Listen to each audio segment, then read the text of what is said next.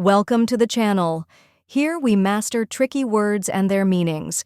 Today we're tackling a commonly mispronounced word, pronunciation.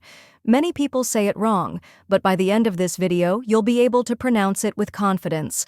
The correct pronunciation is pronunciation. First, we have pro, which sounds like pro in professional. Next is nun, like a religious nun, not noun.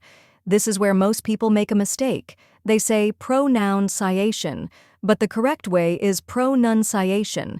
Then comes see, which is just like the word see, to look at something.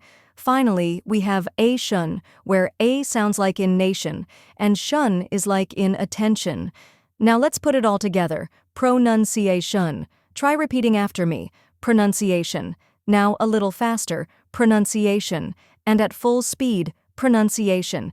Keep practicing, and soon this word will come naturally to you. Now that you've mastered the pronunciation, let's go over the meaning.